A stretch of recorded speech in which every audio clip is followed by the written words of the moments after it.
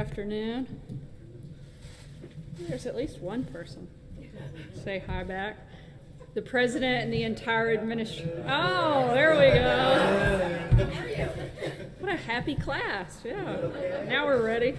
The President and the entire administration continue to monitor the situation in Puerto Rico, the United States Virgin Islands, Florida, Texas, and all areas affected by Hurricanes Irma and Harvey.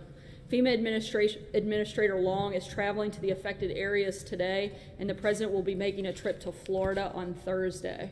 The President's action during these times demonstrate why he's a true leader who can bring the country together and get things done for the American people. He wants to continue building unity by working on more issues supported by both parties, especially restoring fairness to our broken tax code and cutting taxes for hardworking Americans. Last week in North Dakota, he invited Democratic Senator Heidi Heitkamp up on stage to welcome her during his tax reform event in her home state. Tonight, he'll host Senator Heitkamp along with colleagues of hers from both parties, Senators Donnelly, Hatch, Manchin, Thune, and Toomey, for a dinner at the White House to discuss working together to achieve real tax reform that allows Americans to keep more of their hard-earned dollars. Ahead of the dinner this evening, Secretary Mnuchin and NEC Director Cohn are on the Hill this afternoon to continue their conversations with key members in this important policy push. The Vice President also attended Senate Republicans' weekly policy lunch today and is meeting with House leaders on the upcoming legislative agenda. On issues ranging from national security to hurricane relief to keeping our government functioning, the President is reaching across the aisle and to cut deals that help the American people. The President truly believes, as he often says, that in order to succeed and grow, we must work as one team, one people, and one American family. Finally, speaking of family, I wanted to say a big congratulations to Eric and Laura Trump on the birth of their son, Eric Luke Trump, this morning. We all look forward to meeting him soon. And with that, I'll take your questions. John. Sarah, on tax reform, Legislative Director Mark Short today, speaking of Christian Science Monitor Breakfast, said that the one thing that you learn from Obamacare is that you can't even rely on your own party to bring the votes across the finish line. But then at the same time, you haven't really been able to get much bipartisan support either. So with that in mind, what is the President hoping to do tonight with this bipartisan dinner? I think it's start that conversation, start talking about things that we all agree on. As I've said many times, I think everyone can agree that Americans should keep more of their money than the government. They spend it certainly far better than the government can. And I think that's something that is a common goal that a lot of people want to come together on. I think by nature of them sitting down with the President, that's a very good first start. I'm not going to get ahead of the dinner tonight, but I think that it shows and is a great indicator for both sides that we have a big agenda and a very ambitious agenda legislatively this fall, and we want to work together to make sure we can get as much of that done as possible. Looks like you might be able to get some bipartisan buy-in on the idea of lowering taxes for corporations, certainly middle-class tax cuts, but the Democrats are really drawing the line at tax cuts for the highest income earners. Can the President cut some sort of deal with them that sticks to his principles, but then also satisfies them, or is there an unbridgeable gulf there? The President, I think, has demonstrated both in his business world and as President that he can make deals, and that's certainly what he's looking to do, and he's going to work hard to make sure that we get the best deal possible on tax reform. And I think that starts with things like tonight, having this conversation and moving that ball forward, working bipartisan support from both sides. Stephen? At another event this morning seemed to express some empathy for people who live in high tax states like New York and California. If the administration goes forward and Congress approves a plan that eliminates the deductibility of state and local taxes, theoretically people in those states could see their taxes increase, not decrease. Is the administration committed to doing something to help people in those high tax states? Look, again, we're looking to work with Congress to make sure we get the best deal possible for all Americans across the board, and that includes people in high tax states. Matthew? Thanks, Sarah. It's being reported that the Malaysian Prime Minister on his visit here is staying at the Trump Hotel. Two questions on that. Did that come up at all in conversations with the President during their meetings? And is it problematic for someone under DOJ investigation to be supporting the President's for-profit company? I'm not sure about if that came up. I'm not aware that that was ever discussed, and we certainly don't book their hotel accommodations, so I couldn't speak to the personal decision they made about where to stay here in D.C. any sort of attempt to curry favor with the president? No, I don't. Sealed. Thanks, sir. Steve Bannon today apparently told a room full of people that he was speaking to that he talked to the president every 2 or 3 days. Yesterday you said you thought they had only spoken once. So do they speak more regularly than maybe you were led to believe, or can you give us any insight to how often they're talking? I don't think they speak, certainly not that frequently. I'm aware of like 2 conversations that they've had, and nothing beyond that. So it's not 2 to 3 days, it's every 2 to 3 days. Not that I'm aware of. Again, And then- I'm only aware of 2 conversations that have taken place. I just want to get you quickly on one other topic.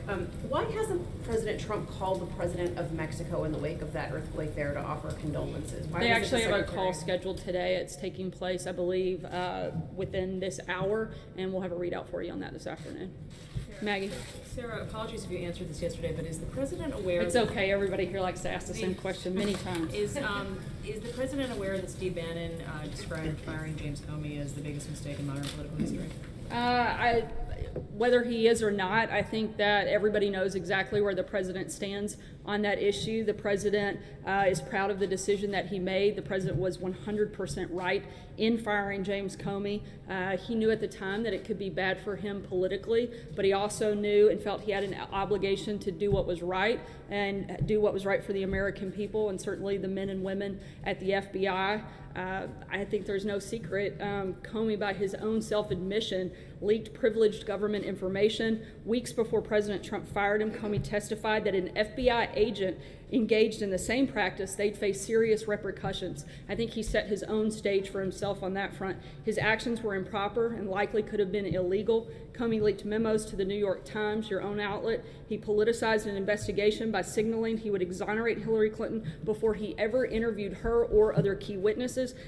He's very happy with the decision he made, and I think he's been fully vindicated by a lot of those new things and knowing that it was the right one.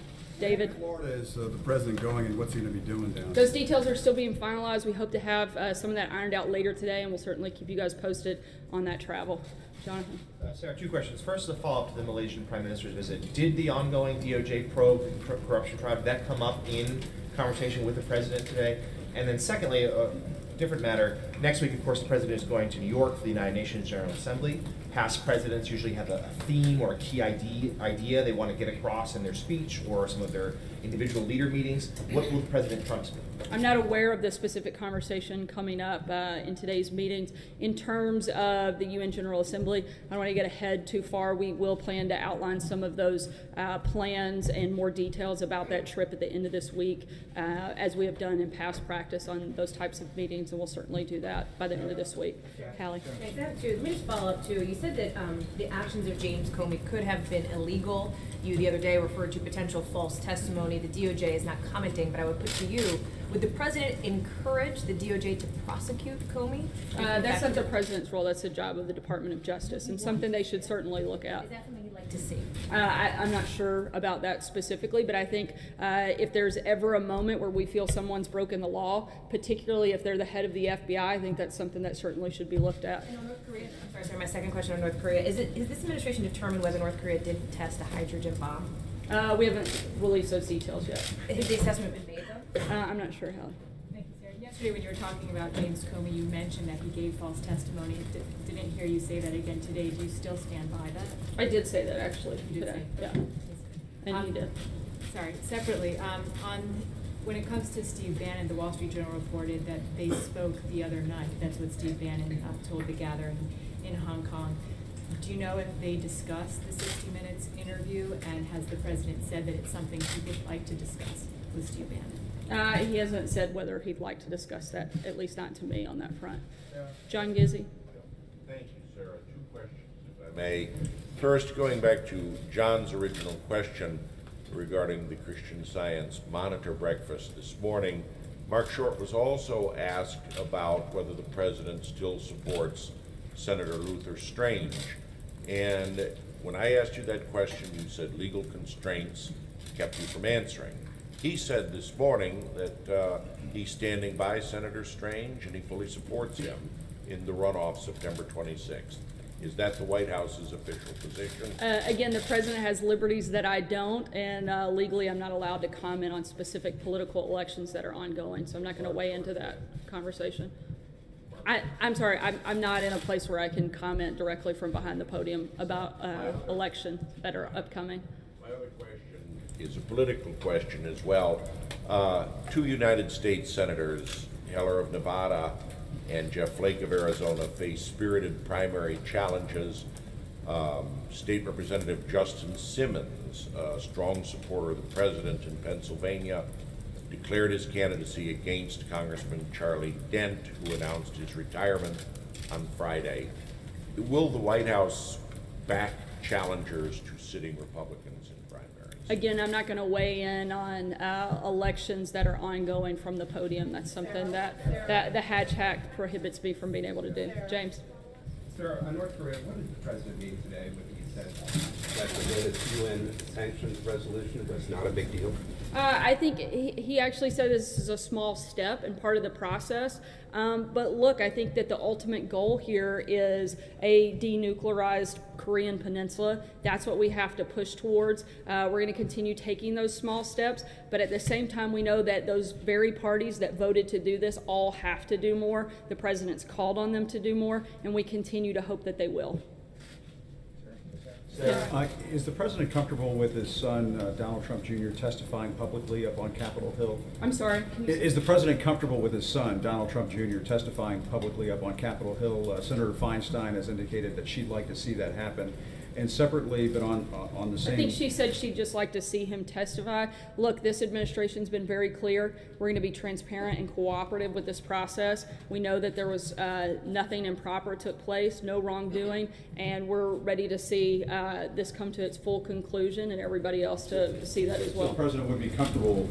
The president again is the son testifying. The president is comfortable with us being fully transparent and cooperating with this process, as we've done every day since it started, and will continue to do as we move forward. And if I may just ask a quick little follow-up question, Jared Kushner, was there any discussion about him stepping aside earlier this year, leaving the administration? No conversation that I'm aware of, and certainly no presentation, as both the president's attorneys have gone on record to say. David? Yeah, sir, Mark Short also said today that I believe that administration would not tie funding for a border wall to some sort I of... believe he actually said it would be premature to determine whether or not that would happen. So what I guess what I'm saying is it seemed to leave the impression that the administration would be open maybe to a bill for the DACA recipients that would legalize them without any other strings. Is that what you're saying? I think what we're saying is what we've been saying all along. We haven't mixed messages here. We want responsible immigration reform. That hasn't changed. The president's very much committed to the wall. We're also committed to some other principles that we've laid out, and none of those have changed. John Decker? Thank you, Sarah. Just a couple of questions, if I could, about the dinner tonight on your efforts on tax reform. You mentioned guests this evening, 3 Democratic senators. Senators Donnelly, Senators Manchin, Senator Heitkamp, all up for re-election next year. Do you know how those particular guests were chosen, first of all? I think just by their willingness to want to sit down and have these conversations with the president, certainly something that we are looking forward to, and hopefully will be very productive steps forward in the process of having a very ambitious legislative agenda for the fall. Senator John Tester of Montana indicated today that he was not invited, but is open to talking about tax reform. Does that mean that he perhaps could be a future guest of the president's for dinner? Will the president reach out to Senator Tester in that regard? The administration's been clear. We want to sit down with anybody who's willing to be serious about real tax reform for this country, about providing real relief for middle-class America, and actually looking to make bold changes. Those are the conversations we want to have, and I would imagine if Senator Tester wants to be involved in those and is serious about it, we'd certainly be willing to have that conversation with him. Alex? Last year on the campaign trail, the president said he wouldn't support amnesty. But last week he asked Congress to legalize DACA. So why the change of heart? I think that the president has spoken out very clearly that he wants us to make this decision based on a variety of factors, but the number one thing is that he wants responsible immigration reform, and part of that is including that in the process. Trey? Have to want responsible immigration reform? I'm sorry? What convinced them to want responsible immigration reform? I think the president's always wanted responsible immigration reform, something that is important for the country moving forward, but he also wants to make sure American jobs are protected, American citizens are protected, and that's why it can't be just one piece but comprehensive. Trey? Thanks, Sarah. Earlier you referenced two things about the former FBI Director James Comey. First, you said the leaking of information likely could have been illegal. You went on to say something that could be looked at. Are you encouraging, is this White House encouraging the Department of Justice to investigate the former FBI Director James Comey for leaking information? No, as I told Hallie, this is anybody that breaks the law, whatever that process is that needs to be followed, should certainly be looked at. If they determine that that's the course of action to take, then they should certainly do that. But I'm not here to ever direct DOJ in the actions that they should take. Follow up on an earlier question too. A lot of conversations here in Washington about the midterm elections in 2018. What role is the president looking to play in the 2018 elections? Will he be supporting specific candidates, and will he be using his support as leverage to have those members of Congress support his domestic agenda? Look, I think the president is going to support the agenda and accomplishing things that help America, but in terms of specific elections and whether or not he's going to weigh in, as I've said to a couple of your colleagues already today, I'm not going to be able to weigh in from the podium on that. April? Sarah, two topics. One, can you talk to us about the Tim Scott meeting tomorrow evening and what's the crux of it? Also, it's supposed to be about Charlottesville, HBCUs, and just the African-American perspective. What would you say is supposed to be taking place? I'm not going to get ahead of their meeting. We'll certainly be happy to provide information after the meeting is over. But at this point, I think it's certainly a conversation that Senator Scott wanted to have with the president, and the president wanted to have the opportunity to meet one-on-one with the senator. I'm not going to get into anything beyond that at this point. Is the HBCU conference happening, or is it not the White House portion? It is going forward. It is happening. It'll take place here at the White House. And last question, just for an understanding, how does the president receive and give calls from his cell phone during the work? I mean, I know it sounds very trite and small, but there's been a lot of controversy about how the president is being handled, I guess, by General Kelly, and how he keeps certain people in, certain people out. And then you're hearing Steve Bannon say that he's had many calls, and you're saying that, well, he's talked to the president several times, and you're saying you're not aware of that. So it leads us to believe that it's this conversation, this phone thing. Could you talk to us about the use of his cell phone? Is this like during the day, after hours, or what? Because, I mean, there have been stories about this cell phone use and people calling in. There have been a lot of things that you guys have written that I've seen to be controversial. That one hasn't been something I've seen a whole lot about. But the president has access. I mean, he can make calls from a landline too. I'm not really sure what the question is here, whether or not he made a call from a cell phone or a landline. From the White House, those calls are more so logged. You have a login time versus a cell phone. It's his personal phone, correct? The president, again, I don't sit in on every single call he makes. I'm telling you about what I'm aware of at this point. Certainly we'll keep you posted, as we do with numerous calls that the president makes throughout the day and through the evening. Kristen? Sarah, on tax reform, two of the president's top advisors said that 50% corporate tax rate at this point seems unlikely. Is the president prepared to back off of that demand for 15%?